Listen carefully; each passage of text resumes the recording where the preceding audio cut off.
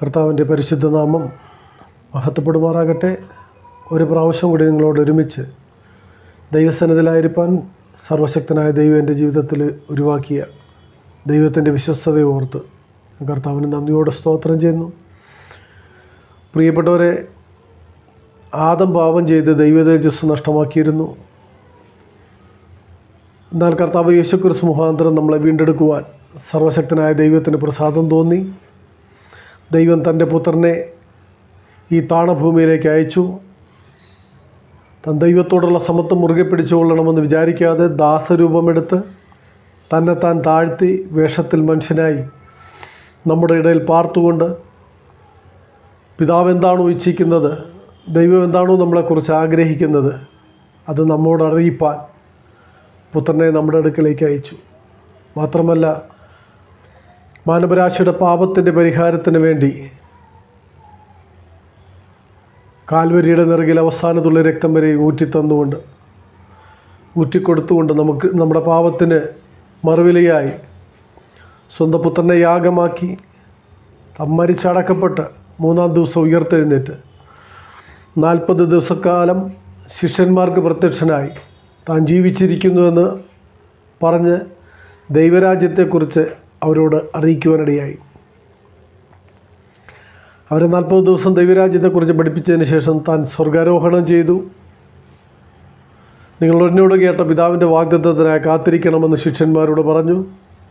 അവർ മർക്കോസിൻ്റെ മാളിക മുറിയിൽ കാത്തിരുന്നു. പരിശുദ്ധാത്മാവ് അവരുടെ മേൽ വന്നു. അവർ ശക്തി ലഭിച്ചിട്ട് ലോകമെമ്പാടും പോയി സകല സൃഷ്ടികളോടും സുവിശേഷം പ്രസംഗിക്കുവാനിടയായി. അങ്ങനെ മാനവരാശിയെ വീണ്ടെടുക്കുവാൻ സ്വർഗസ്ഥനായ ദൈവം നമ്മളോട് കാണിച്ച ദൈവത്തിൻ്റെ മനസ്സലിവ്, സത്യസുവിശേഷത്താൽ മാനവരാശി മുഴുവൻ രക്ഷിക്കപ്പെടണമെന്നും അവർ മാനസാന്തരപ്പെട്ട് തങ്ങളുടെ പാപങ്ങളുടെ മോചനത്തിനായി ഓരോരുത്തരും സ്നാനപ്പെട്ട് കർത്താവിനോട് ചേരണമെന്നും കർത്താവിൻ്റെ പുനരുദ്ധാനത്തിൽ പങ്കുള്ളവരായി, മരണപുനരുദ്ധാനത്തിൽ പങ്കുള്ളവരായി നാം രക്ഷിക്കപ്പെട്ട, സ്നാനപ്പെട്ട് പരിശുദ്ധാത്മാഭിഷേകം പ്രാപിച്ച് കർത്താവിൻ്റെ വരവിന് വേണ്ടി ഒരുങ്ങി കാത്തിരിക്കണമെന്നുള്ള ദൈവത്തിൻ്റെ ആത്യന്തികമായ പദ്ധതിയാണ്. യേശുക്രിസ്തു ഈ താണഭൂമിയിൽ വന്ന് താൻ അനുഭവിച്ച കഷ്ടങ്ങളാൽ അനുസരണം പഠിച്ച് തികഞ്ഞവനായി തന്നെ അനുസരിക്കുന്ന അനേകർക്ക് രക്ഷാപൂർത്തി പ്രാപിക്കേണ്ടതിന് സ്വതവേ ഏൽപ്പിച്ചു കൊടുക്കുവാനിടയായി.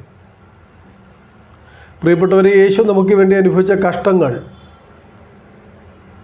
നമ്മളെ വീണ്ടെടുക്കുവാനാണ്, നമ്മളെ വിലയ്ക്ക് വാങ്ങുവാനാണ്, നാം നിത്യജീവൻ പ്രാപിക്കേണ്ടതിനാണ്. നിത്യജീവന് കുറവായിട്ടുള്ള യാതൊന്നും നാം ദൈവത്തിൽ നിന്ന് ആഗ്രഹിക്കരുത്. യേശുക്രിസ്തു വന്നത് നാം നിത്യജീവൻ പ്രാപിക്കേണ്ടതിനാണ്. ആകയാൽ സത്യസുവിശേഷം കേട്ട് അത് വിശ്വസിച്ച് രക്ഷിക്കപ്പെട്ട് മാനസാന്തരപ്പെട്ട് സ്നാനപ്പെട്ട് പരിശുദ്ധാത്മാഭിഷേകം പ്രാപിച്ച് കർത്താവിൻ്റെ വരവിന് വേണ്ടി ഒരുങ്ങിക്കാത്തിരിക്കുവാനാണ് ദൈവം നമ്മെക്കുറിച്ച് ആഗ്രഹിക്കുന്നത്. അപ്പോസ്തലൻ പൗലോസ് നമ്മളെ പഠിപ്പിക്കുന്നത്, ഏത് വിധേനയും നാം ക്രിസ്തുവിൽ തികഞ്ഞവരാക്കി നമ്മെ തീർക്കേണ്ടതിനാണ് താൻ അപ്പോസ്തലത്വം പ്രാപിച്ചിരിക്കുന്നത്. ആകയാൽ ഈ കാലഘട്ടത്തിൽ സത്യസുവിശേഷം കേട്ട് നാം മാനസാന്തരപ്പെട്ട് ദൈവത്തോടടുത്ത് ചെല്ലുവാൻ ദൈവം നമ്മെക്കുറിച്ച് ആഗ്രഹിക്കുന്നു.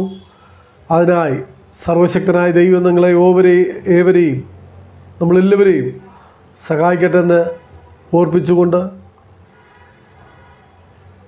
ദൈവം നമുക്ക് നൽകിയ വാഗ്ദത്തമായ പരിശുദ്ധാത്മാവിനെ നാം പ്രാപിക്കണമെന്ന് ദൈവം നമ്മെക്കുറിച്ച് ആഗ്രഹിക്കുന്നു.